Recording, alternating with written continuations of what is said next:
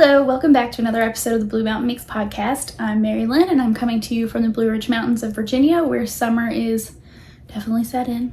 Air conditioning's on. It's still a little warm, so I'm, wearing less clothing than usual. I am here with my 3 dogs. I've got 2 of them in the room sleeping with me, so you will probably hear some snores. It is the middle of June. It is beautiful outside. I'm hoping to get out and do a little bit of gardening and hang some laundry out later this afternoon, but I thought I would sit down and take a few minutes to share with you guys what I've done in the last couple of weeks. I feel like I don't have as much to share with you as I usually do, but we'll get into that. So let's start with finished objects. I made a ranunculus. Go figure, right? Ta-da! So I talked about this in my last episode. This is Farmer's Daughter Fibers. Oh, Pukuni is the color. It's my first time using a tonal hand-dyed yarn, and it is gorgeous. It's absolutely gorgeous. I was gonna wear it in this episode, but A, I'm warm, and B, I really wanted to be able to hold it up so you can see all those different colors that came out in this. I did not alternate my the strands from the 2 skeins that I had. I knew that there would be some pooling, but I kind of like that, honestly. So everybody's made a ranunculus at this point, and if you haven't, you should. I actually saw the ranunculus pattern on a bunch of knitting blogs when I first started watching them over the winter, and I was like, I don't understand what's so great about this pattern, and everybody has it, and blah, blah, blah. And the more I saw it, my sister was actually with me, and I was like, this is dumb. Why does everybody want this?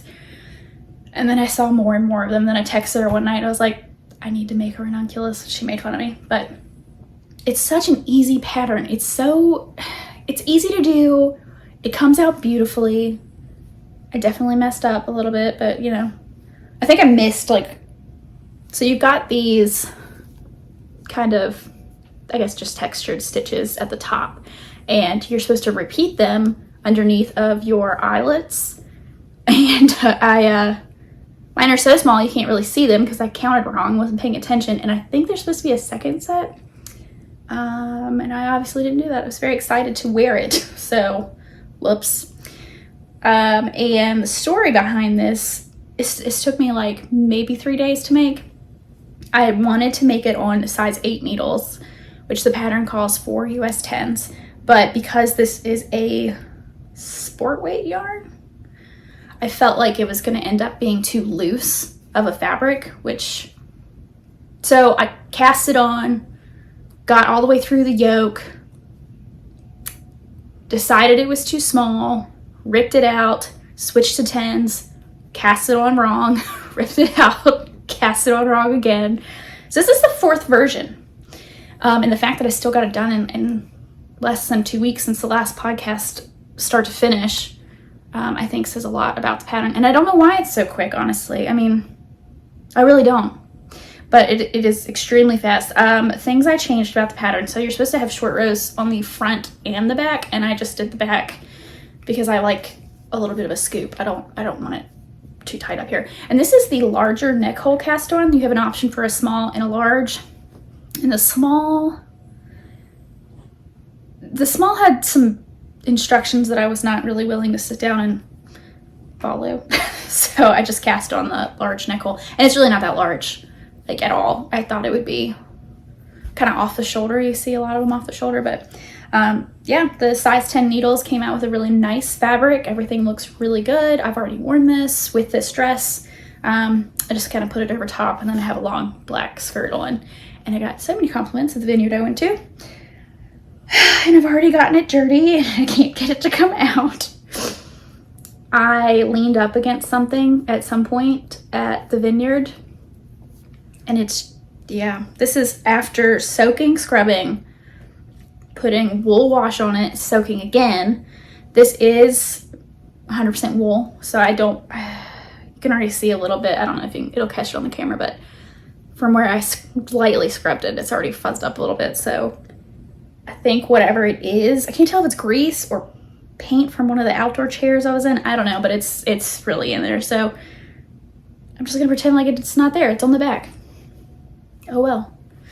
But yes, that's my Ranunculus made with Farmer's Daughter fibers, and I really love it. I will 1000% be making more. I've already kind of picked out my yarn for my next one because I have a lot of stash yarn. So if anybody has any questions about this, please let me know. But I do highly recommend it. I know it's like the top pattern on Ravelry, so everybody recommends it. You should do it.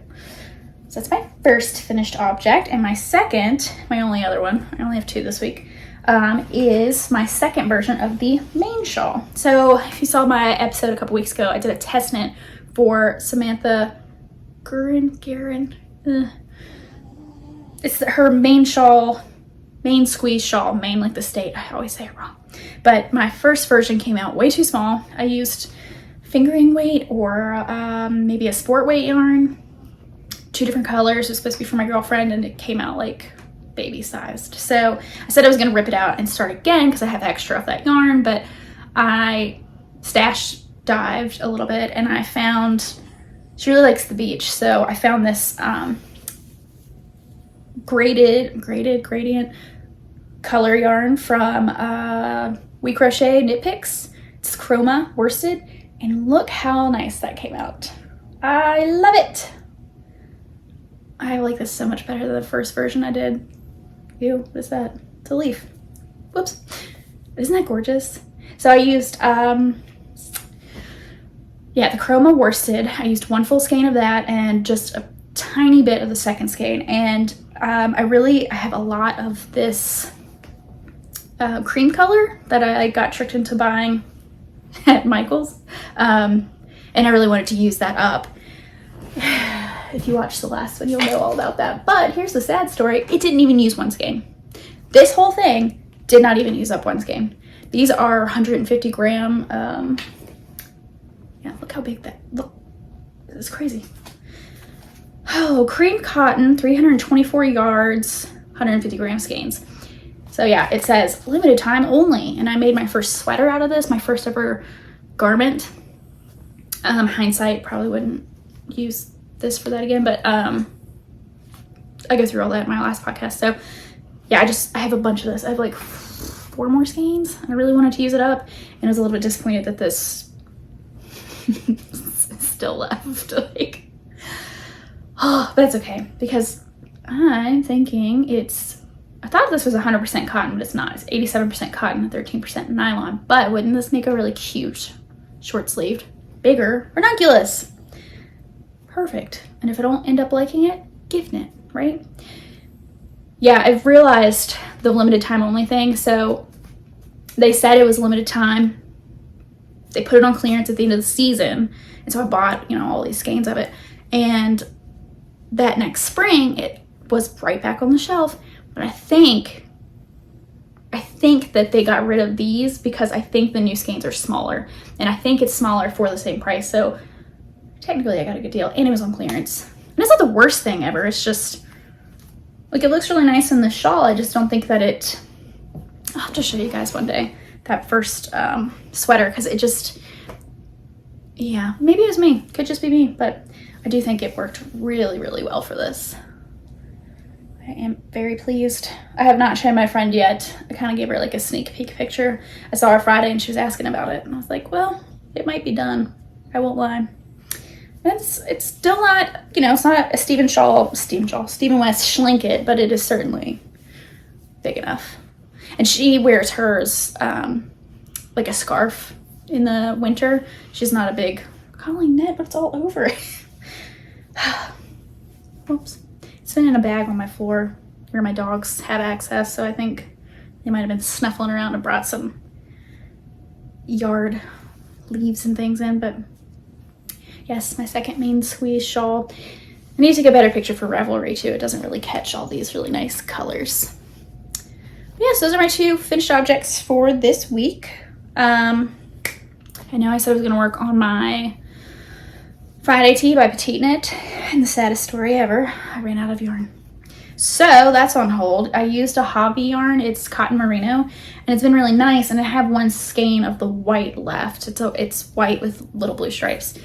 And I have plenty of blue, I think, but I'm going to need probably at least 2 more white. I did finally split for the sleeves, which felt like hallelujah, but there's definitely there's no way I'm gonna make it. So I have 2 in my cart, and Hobby has really good sales, so I'm just kind of like, maybe it'll go on sale and maybe I can get some other things while I'm there, but we'll see. So right now that's just on hold. It's not in the naughty corner, but it's just, I'll finish it before the summer's over.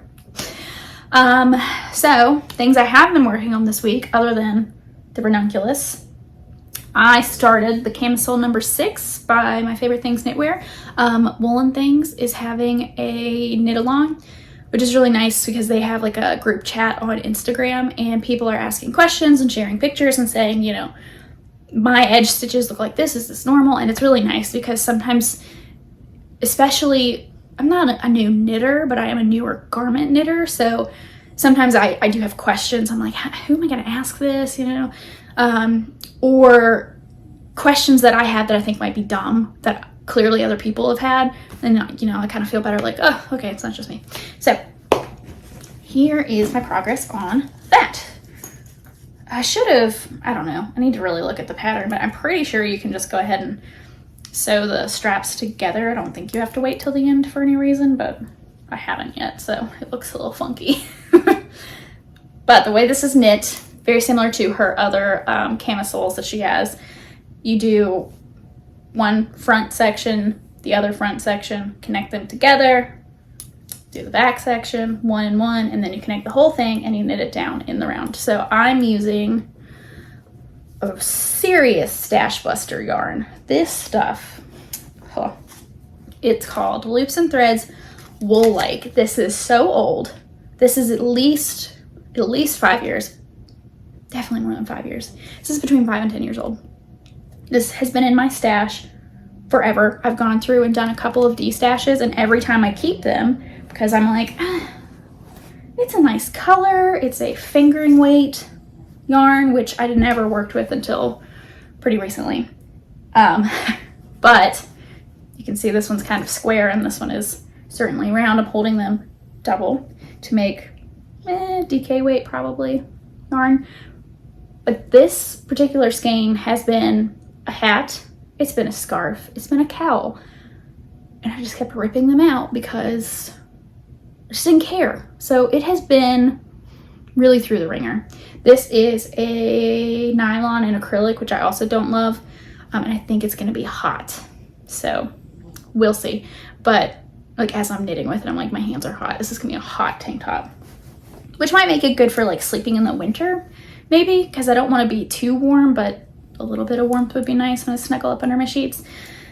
So we'll see. But it's I think it's a 6x6 rib. The ribbing changes depending on your size. So this is not as fun as the Camisole number 4, which I finished a couple weeks ago. Really love, I've worn that every day almost. I don't know how I feel about this. I do like very much that it's got wider straps, so it will hide my bra strap.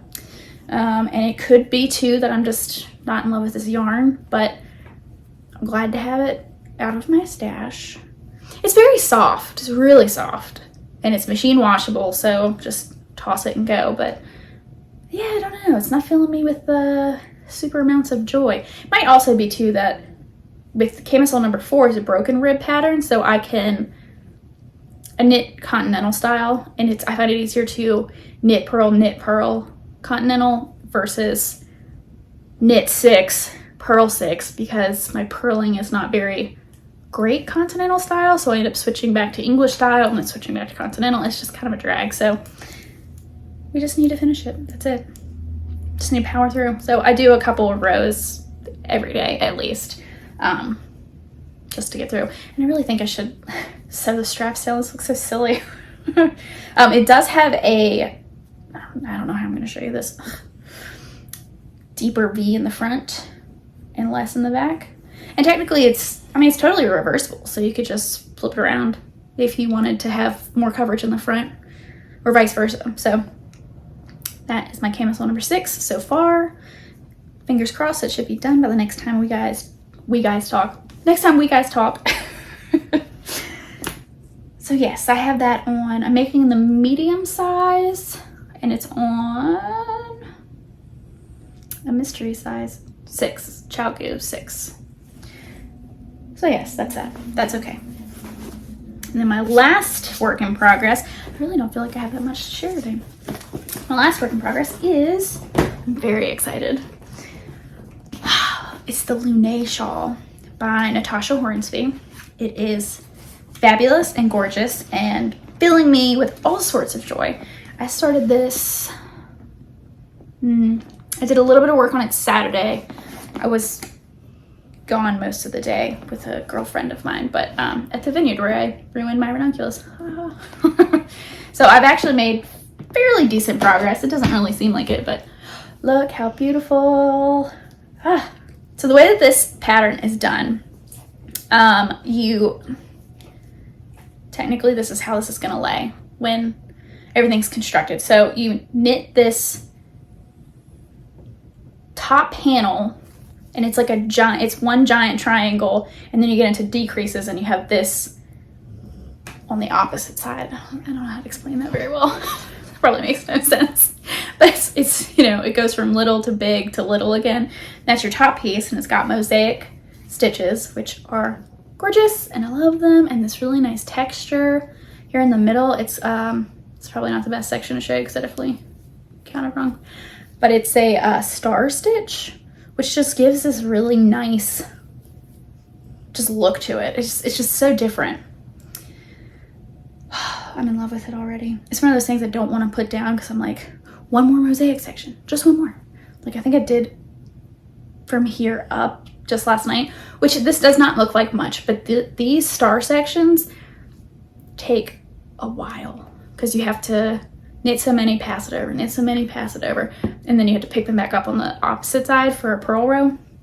The mosaic flies off the needle, but yeah, but it's definitely worth it because it's gorgeous. So yeah, you do the top part, and then you pick up all along the bottom of the weird shaped triangle, and then you knit down for this big mosaic border. And you may or may not do tassels. I don't know how I feel about it. I think I'm gonna not do tassels at first and let it marinate and see how I feel. But the yarn I'm using for this, knitting it on 5s, US 5s, and I'm using my trusty palette yarn. So I used this for my